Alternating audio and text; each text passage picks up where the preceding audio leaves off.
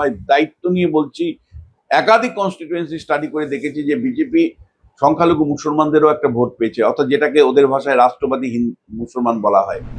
বামের ভোটও রামের পেয়েছে, মানে বামেরাও কিন্তু বলা যায় যে বিজেপিকে ভোট দিয়েছে, যার জন্য মমতা বন্দ্যোপাধ্যায়, অভিষেক বন্দ্যোপাধ্যায় আপনারা প্রকাশ্যে সি এর বিরোধিতা করেছেন, যাতে নাগরিকত্ব না পায় তার ব্যবস্থা মতুয়াদের করেছেন আপনারা। আর সেই মতুয়াদেরকে এখন বোঝাতে গেছেন বিজেপি আপনাদের ভোটার তালিকায় নাম কেটে দিয়েছে। এভাবে কিন্তু সিম্বলিক ওয়েতে কথা বলে আরএসএস যে ভূমিকা পালন করেছে, তুমি তরুণজ্যোতি তেওয়ারি থেকে শুরু করে একটার পর একটা ক্যান্ডিডেট সাথে কথা বলো, আরএসএস কিভাবে তাদেরকে সাহায্য করেছে। তিনি সরাসরি রাজভবনে গিয়ে তার পদত্যাগ পত্রটা দিয়েছিলেন, এটাই ছিল বুদ্ধদেব বাবুর মানে সততা, এটাই ছিল বুদ্ধদেব বাবু সৌজন্য। আর আজকে মমতা বন্দ্যোপাধ্যায় গদি ছাড়বো না, গদি ছাড়বো না। আরে গদি না ছাড়লে মানুষ তোমাকে মানে ছেড়ে দিবে। সময় চলিয়া যায় নদী স্রোতের প্রায়, নদী স্রোতের সঙ্গে সময়ের নিয়ম অনুসারে ধেয়ে আসে রাজ্য রাজনীতিতে পরিবর্তন। যে পরিবর্তন অবশেষে এলো কাল। দুর্নীতি, অপশাসন, হানাদারি, এক অদ্ভুত রাজ সরকারের বিপক্ষে পুঞ্জীভূত ক্ষোভ প্রতিচ্ছবি হয়ে ধরা দিল ব্যালট বক্সে বা ইভিএম মেশিনে। ক্ষমতায় এলো রাজ্যের নতুন সরকার, বিজেপি সরকার। আর এই নিয়ে কথা বলতে আমাদের সঙ্গে এই মুহূর্তে উপস্থিত আছেন রাজনৈতিক বিশ্লেষক অধ্যাপক বিশ্বনাথ চক্রবর্তী। স্যার, প্রথমেই এই পরিবর্তন এটা কি এক্সপেক্টেড ছিল, এবং কোন কোন নিয়ম অনুসারে, রাজনীতির কোন নিয়ম অনুসারে এই পরিবর্তনটা এলো, এবং সংখ্যাতত্ত্বই বা কি বলছে, কেন তৃণমূলের এই বিপুল বিপর্যয়? দেখো, প্রথমত মানুষ না মানে শান্তি পেয়েছে। মমতা বন্দ্যোপাধ্যায় এবং অভিষেক বন্দ্যোপাধ্যায়ের যে অত্যাচার, তৃণমূল কংগ্রেসের নেতাদের স্থানীয় স্তরে যে অত্যাচার, সব কিছুতে দখলদারি, সিন্ডিকেট রাজ, কাটমানি আর ব্যভিচার, তোষামোদ। তুমি ভাবো জয় গোস্বামীর মতন কবিকে তোষামোদ করতে হয়। মানে একটা তোষামোদের রাজনীতি যেভাবে চালু করেছিলেন, তার বিরুদ্ধে বিশ্বাস করা মানুষ মুক্তি চেয়েছিল। মুক্তিটা কে দিবে, কিভাবে দিবে, কেমন করে দিবে, সেটা নিয়ে মানুষের কোনো নির্দিষ্ট দিশা ছিল না। কিন্তু বাংলাদেশের ঘটনা, বিশেষ করে হাসিনার প্রস্থান এবং তারপরে উগ্র মৌলবাদী মুসলমানদের আস্ফালন ভারতের প্রতি এবং অনুপ্রবেশের মতন ইস্যু যখন বুঝতে পারলো যে পশ্চিমবঙ্গকে যদি রক্ষা করতে হয়, দেশকে যদি রক্ষা করতে হয়, যেটা মোদী অমিত শাহর বক্তব্যেও তুমি দেখেছো, তাহলে পশ্চিমবাংলাকে রক্ষা করতে গেলে তৃণমূলকে তাড়াতেই হবে। এই তৃণমূলকে তাড়াতে হবে যেদিন সিদ্ধান্তটা চূড়ান্ত অবস্থা মানে জাতীয় নিরাপত্তার প্রশ্নের সাথে যুক্ত হলো, সেদিন আরএসএস আর 1 ইঞ্চি জমি দেয়নি। এই যে তুমি দেখতে পাচ্ছ না, বহু জায়গায় তৃণমূলের সংগঠন ছিল না, কিন্তু আমরা তো জানি যে কিভাবে আরএসএস মানে প্রচার করেছে। বাড়ি বাড়ি গিয়ে সরাসরি বিজেপি ভোট দিন বলেনি, বলেছে আপনারা তো দেখতে পাচ্ছেন যে কিভাবে জনবিন্যাস চেঞ্জ হয়ে যাচ্ছে, আপনারা তো দেখতে পাচ্ছেন কিভাবে আমাদের ভাবনা চিন্তা সংস্কৃতি চেঞ্জ হয়ে যাচ্ছে, আপনার ছেলে মেয়ে তো বাইরে, আপনারা যদি সত্যি নিরাপদে মানে আপনার সন্তানের কথা ভাবেন, তাহলে কিন্তু পরিবর্তন আপনাদের করতেই হবে। এইভাবে কিন্তু সিম্বলিক ওয়েতে কথা বলে আরএসএস যে ভূমিকা পালন করেছে, তুমি তরুণজ্যোতি তেওয়ারি থেকে শুরু করে একটার পর একটা ক্যান্ডিডেট সাথে কথা বলো, আরএসএস কিভাবে তাদেরকে সাহায্য করেছে।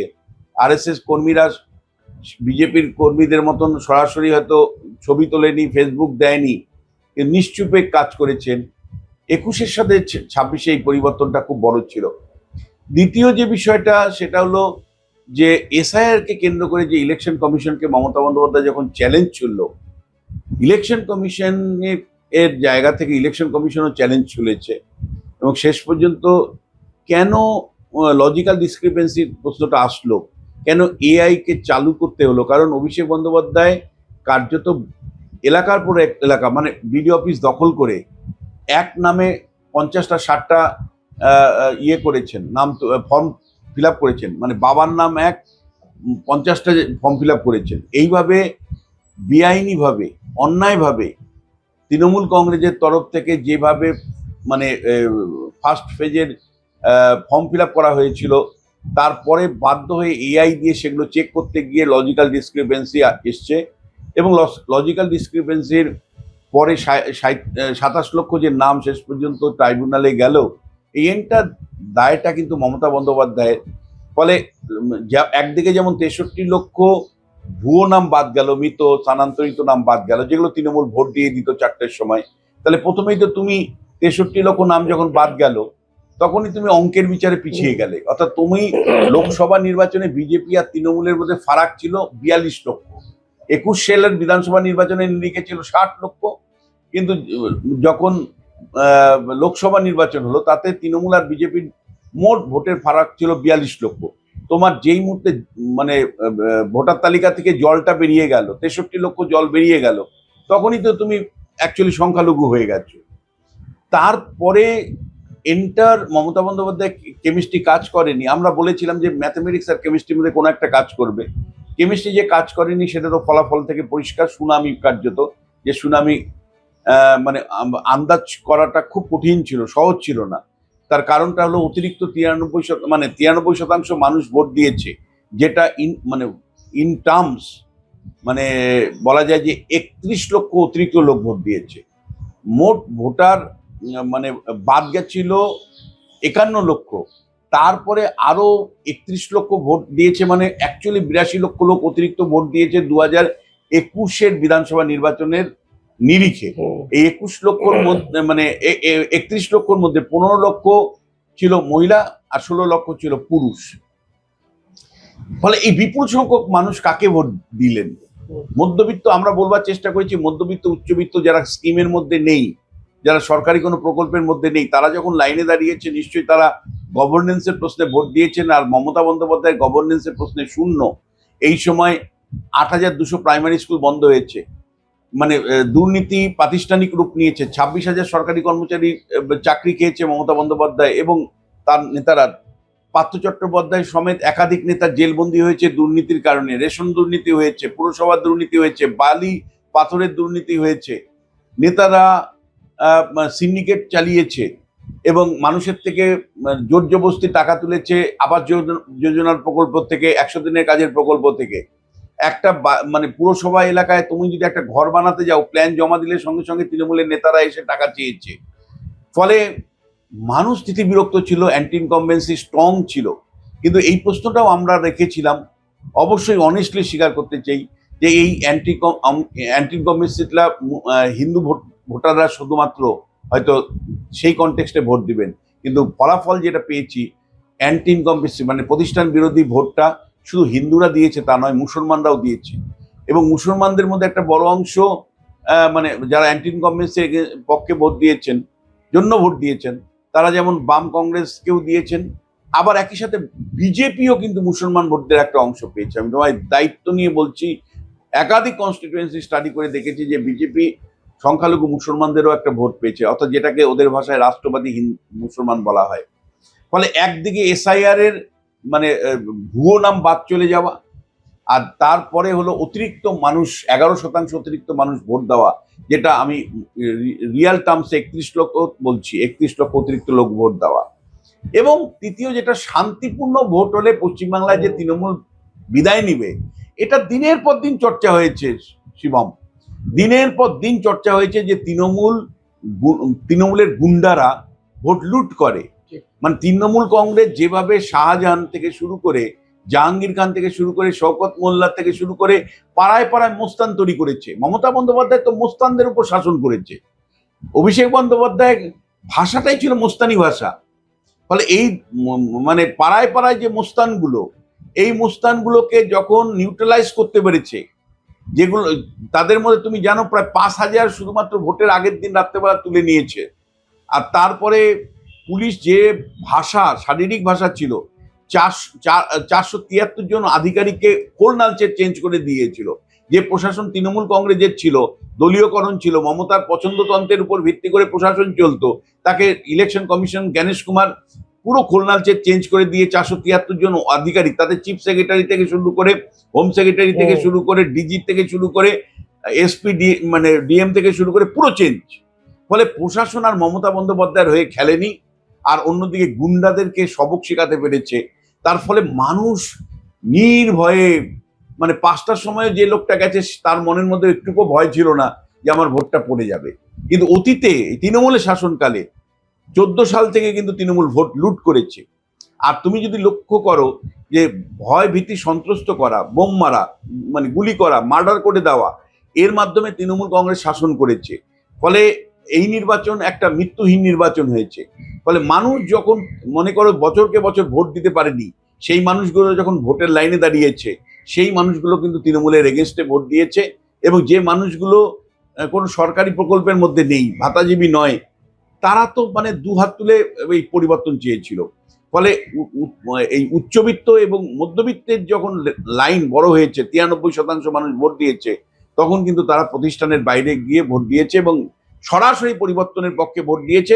বিজেপি যেহেতু পরিবর্তনের মানে করতে পারে এই ভাবনাটা পরিষ্কার ছিল, মানে তারা সর্বশক্তি দিয়েছে, অর্থবল বলো, প্রশাসনিক জায়গা থেকে বলো, নেতৃত্ব বলো, নরেন্দ্র মোদী, অমিত শাহ।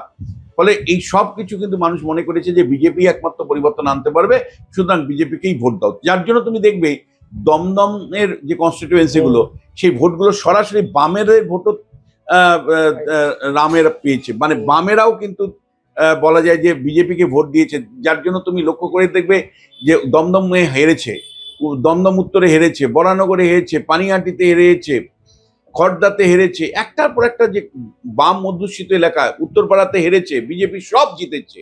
কারণ বামেদের ভোট কমেছে, বামেদের ভোট কমেছে, তার কারণটাই হলো যে মানুষ পরিবর্তন চেয়েছিল। এমনকি বামপন্থীদের যে মিটিং এ গেছিল, মিছিলে গেছিল, তারাও কিন্তু সরাসরি মানে তৃণমূলকে সরিয়ে দেওয়ার জন্য কিন্তু বিজেপিকে ভোট দিয়েছে। যার জন্য মানে শ্রমিক ভট্টাচার্যের আমি প্রশংসা করতে চাই। ও সভাপতি হয়েই প্রথম কথাটা বলেছিল, আপনারা দরকার হয় আপনাদের বিবেককে বন্ধক রাখুন, আপনাদের অন্ততপক্ষে পতাকাটা তাই এবার অন্তত বাক্সে রাখুন, রেখে এবার চোখ বন্ধ করে বিজেপিকে ভোট দিন, যাতে করে এই পশ্চিমবাংলা যে অরাজক পরিস্থিতি মমতা বন্দ্যোপাধ্যায় চালু করেছে, যে দুর্বৃত্তের শাসন মমতা বন্দ্যোপাধ্যায় চালু করেছে, সেই থেকে মানুষ মুক্তি পেতে পারে। ফলে সামগ্রিক এই মানে 3টে কারণ আবারও বলবো যে নিরপেক্ষভাবে ভোটটা হয়েছে, শান্তিপূর্ণভাবে ভোটটা হয়েছে, মানে তৃণমূলের গুন্ডাদেরকে আটকে দিতে পেরেছে, মানুষ স্বাধীনভাবে ভোট দিয়েছে এবং ফলস ভোট মানে পড়েনি, ভোটারদেরকে আটকাতে পারেনি তৃণমূল কংগ্রেস। আর দ্বিতীয় যেটা, সেটা হলো যে ব্যাপক সংখ্যক মানুষ, মধ্যবিত্ত উচ্চবিত্ত মানুষ, আগে কখনো ভোটের লাইনে দাঁড়ায়নি, এবার ভোট দিয়েছেন তারা। তৃতীয় যে বিষয়টা আমি বলবো যে সেটা হলো যে এসআইআর এর ফলে যে বদরক্ততা ছিল ভোটার তালিকায়, অর্থাৎ যে 63 লক্ষ মৃত ভোটার, স্থানান্তরিত ভোটার ইত্যাদি ক্যাটাগরির, যেগুলো তৃণমূল কংগ্রেস বিকেল 5টার সময় দ্বিজেন মুখোপাধ্যায়ের নাম করে ভোট দিয়ে দিত, সেই ভোটটা বন্ধ হয়ে যাওয়া এবং মমতা বন্দ্যোপাধ্যায় এবং অভিষেক বন্দ্যোপাধ্যায়ের সীমাহীন যে মানে অহংকার, অত্যাচার এবং বলা যায় কোনো পারফর্ম না করে শুধুমাত্র কিছু ভাতা দিয়ে জয়ের যে চেষ্টা, সেইটা কিন্তু মানুষ বুঝতে পেরেছিল। কালকে বহিঃপ্রকাশ মমতা অভিষেককে চোর চোর স্লোগান একেবারে বাংলার বুকে। আমি তোমায় বলছি যে এটা কিন্তু মমতা বন্দ্যোপাধ্যায়ের জন্য চিন্তার বিষয় হবে।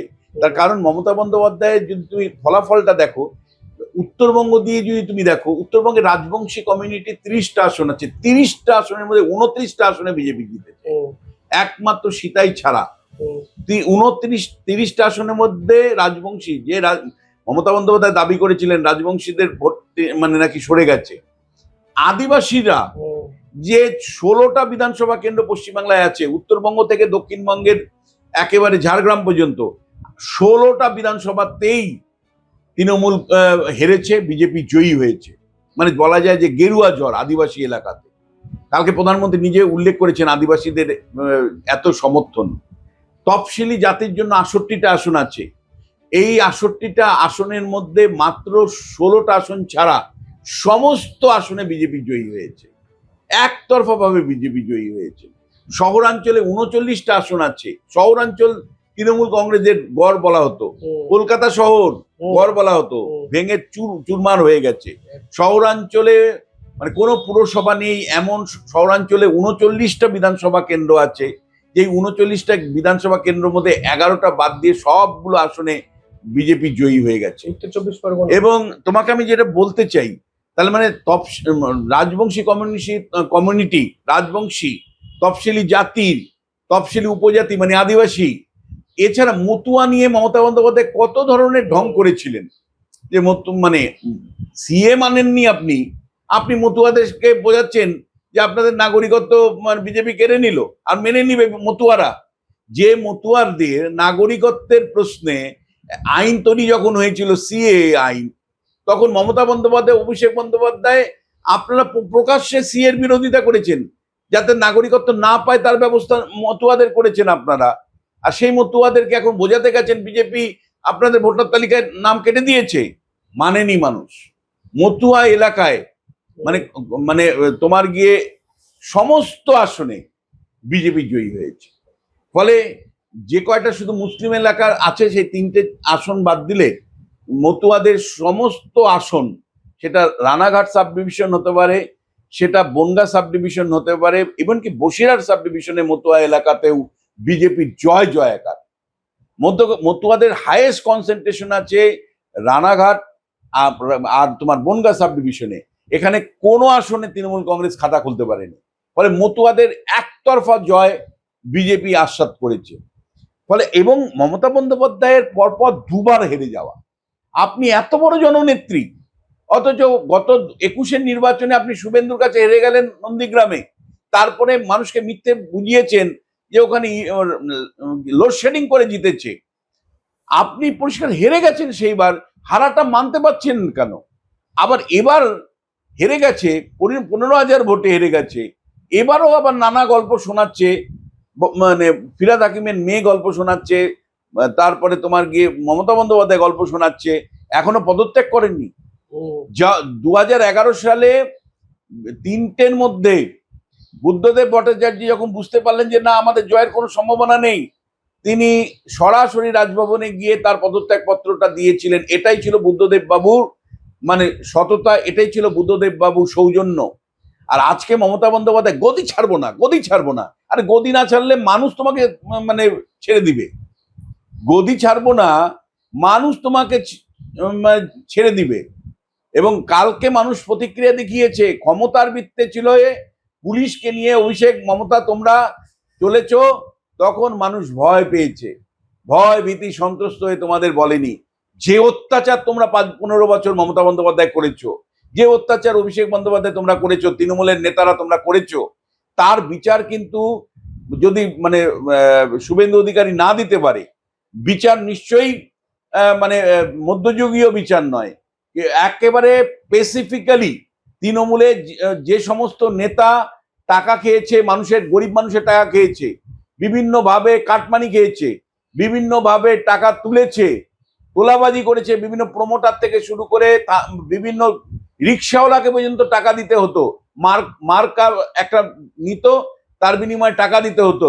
ফলে এই সমস্ত ধরনের অত্যাচারের জন্য একেবারে পরিষ্কার পাবলিক কমপ্লেন নিতে হবে, তদন্ত কমিটি তৈরি করতে হবে এবং বিচারক, প্রাক্তন বিচারকদের নিয়ে একটা বড় মানে মানে করতে, বিচার ব্যবস্থা তৈরি করতে হবে, যাতে করে ইনকোয়ারি কমিটি তৃণমূলের নেতাদের যে বিরুদ্ধে অভিযোগগুলো সেগুলো ইনকোয়ারি করে এবং প্রয়োজনে হলে তাদের জেল ফাঁসি পর্যন্ত দিতে হবে, মানে আইন যদি বলে। ফলে আইনি পথে মমতা বন্দ্যোপাধ্যায় 18টা কমিটি তৈরি করেছিলেন বামেদের বিরুদ্ধে, কোনো কমিটির ফলাফল জানাননি। কিন্তু একই পথে যদি বিজেপি যায়, যে তৃণমূলের নেতারা টাকা গুঁজে দিচ্ছে আর বিজেপির নেতারা তলে তলে তাদেরকে সমর্থন করছে, তাহলে কিন্তু মানুষ বুঝে যাবে পরিষ্কার। আপনারা বলেছেন বদলও হবে, বদলাও হবে, বদলা আইনগত বদলা।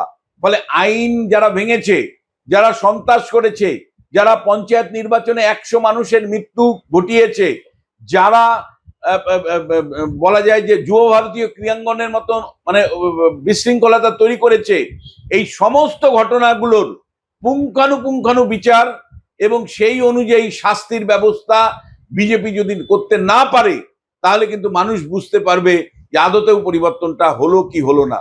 ফলে পরিবর্তন যদি করাতে হয়, পরিবর্তন যদি দেখতে হয়, অত্যাচারী তৃণমূল কংগ্রেস, মমতা বন্দ্যোপাধ্যায়, অভিষেক বন্দ্যোপাধ্যায় থেকে শুরু করে একদম র্যাঙ্ক অ্যান্ড ফাইল তৃণমূলের যে নেতারা অত্যাচার করেছে, যে সমস্ত সংবাদ মাধ্যমের কর্মীদের বিরুদ্ধে মিথ্যে মামলা করেছে, তাদেরকে জেলে পুড়েছে, তাদেরকে বিভিন্নভাবে মিথ্যে মামলা একের পর এক কর্মীদের দিয়েছে, যে সমস্ত থানার অফিসাররা যুক্ত ছিল এই প্রক্রিয়ার সাথে, যে সমস্ত থানার অফিসাররা বিরোধী দলের নেতাদেরকে হয়রানি করেছে, তাদের বিরুদ্ধে কঠোর থেকে কঠোরতম শাস্তি ব্যবস্থা আইনি পথে অবশ্যই যদি দিতে হবে।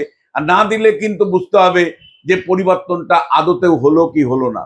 ফলে এইটা কিভাবে রক্ষা করে বিজেপির নেতারা, সেটা কিন্তু অবশ্যই শিবম দেখার বিষয়। যে কেবলমাত্র ক্ষমতার দখল করা যথেষ্ট নয়, যারা অত্যাচারী ছিল, যারা দিনের পর দিন মানুষের উপর অত্যাচার চালিয়েছে তৃণমূলের নেতারা, তাদের শাস্তির ব্যবস্থা কিন্তু করতেই হবে।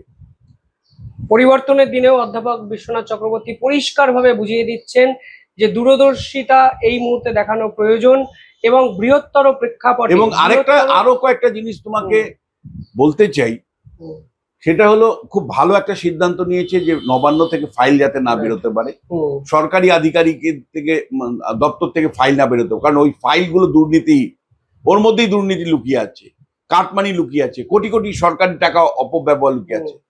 একই সাথে কতগুলো জিনিস বন্ধ করতে হবে।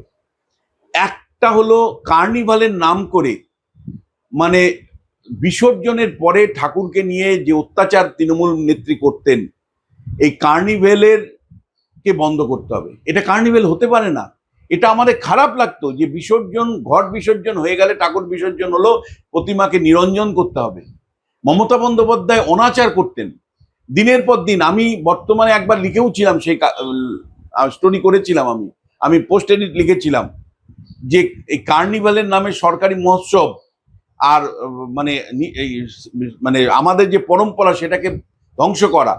কিন্তু আমি তোমায় বলছি, দেখো ভয় ভীতি সন্ত্রস্ত হয়ে লোক তেমন ভাবে বলতে পারেননি, কিন্তু প্রত্যেকটা মানুষের হৃদয়ের কথা যে কার্নিভালের নাম করে ঠাকুর বিসর্জনের পরে মমতা বন্দ্যোপাধ্যায় যে হইচয়ে মেতে উঠতেন, নারকীয় মানে মানে বলা যায় যে হইচই, এই নারকীয় হইচই কিন্তু এই কার্নিভাল বন্ধ করতে হবে। যদি করতে হয় অন্য ফর্মে করতে হবে।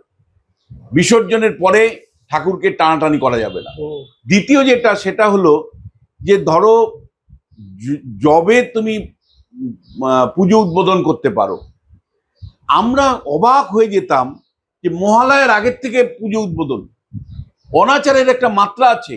খারাপ লাগতো যে দেবী দুর্গার উদ্বোধন শুরু হয়ে গেল মমতা বন্দ্যোপাধ্যায়ের রাজনীতির স্বার্থে, এবং সেখানে গিয়ে মণ্ডপের মধ্যে অর্গানাইজাররা বলতো যে দাদা যেহেতু টাকা নেই, ফলে মমতা বন্দ্যোপাধ্যায়ের পলিটিক্যাল ভাষণ শুনতে হয়, মাইক হাতে নিয়ে দুর্গার সামনে উনি রাজনীতি বক্তৃতা করছেন, দুর্গার সামনে রাজনীতি বক্তৃতা করছেন, এ ছবি আর দেখতে চাই না, এটা বন্ধ হোক।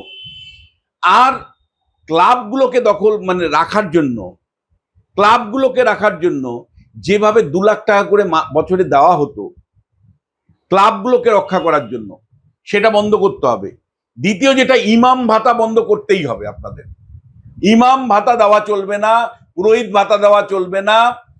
আপনাদের যদি তাদের উন্নতি করুন, তাদের শিক্ষা স্বাস্থ্য কর্মসংস্থানে উন্নতি করুন না, ইমাম ভাতা বন্ধ করতে হবে ইমিডিয়েটলি।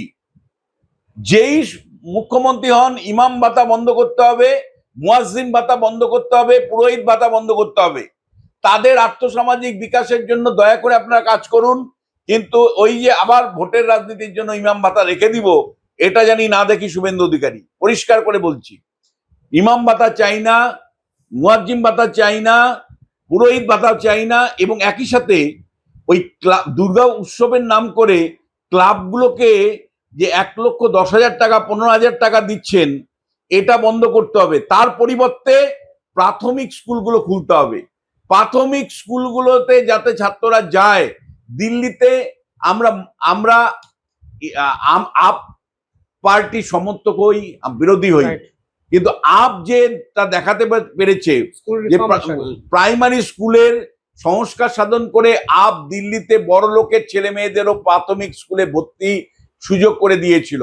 ফলে প্রাথমিক স্কুলগুলোর আধুনিকীকরণ, প্রাথমিক স্কুলগুলোর মডার্নাইজেশন, সেখানে যাতে আমার ছেলে মেয়ে যা যেতে পারে, আপনার ছেলে মেয়েরা যেতে পারে, সেই রকম ব্যবস্থা আগের প্রাইমারি স্কুল ফিরিয়ে আনতে হবে আপনাদের। এবং একই সাথে আমি জোরহাত করে অনুরোধ করব যে আপনারা এই যে বিদ্যুৎজনকে মমতা বন্দ্যোপাধ্যায় যেমন পোষ্য কুকুর বানিয়েছিল, হুম, এই পোষ্য কুকুরগুলো কিন্তু আপনারা গুরুত্ব দিবেন না দয়া করে। মানে পোষ্য, তাই হ্যাঁ দিদি হ্যাঁ দিদি আপনার মতন মানুষ হয় না, হ্যাঁ দিদি আপনার মতন মানুষ হয় না, এই ছবি আর দেখতে চাই না। হ্যাঁ দাদা আপনার মতন মানুষ হয় না, এই পোষ্য জিনিস তৈরি করবেন না। বুদ্ধিজীবীদেরকে নিয়ে পোষ্যজীবী তৈরি করা, বুদ্ধিজীবীদেরকে পোষ্যজীবী পরিণত করেছিল মমতা বন্দ্যোপাধ্যায়। দয়া করে বিজেপির নেতৃত্ব বুদ্ধিজীবীদেরকে মানে পোষ্যজীবীতে পরিণত করবেন না। এবং ওই যে টালিগঞ্জ ইন্ডাস্ট্রি থেকে শুরু করে সমস্ত জায়গায় দখলদারি, যে টালিগঞ্জ নিয়ন্ত্রণ করত অরূপ বিশ্বাসের ভাই স্বরূপ বিশ্বাস, আর আজ আপনারা ক্ষমতা দখল করে এখন আরেক বিশ্বাসকে দায়িত্ব দিয়ে দিলেন। এটা যদি আপনারা করেন তাহলে কিন্তু পরিবর্তন হবে না। ফলে পোষ্যজীবীর থেকে দূরে থাকুন।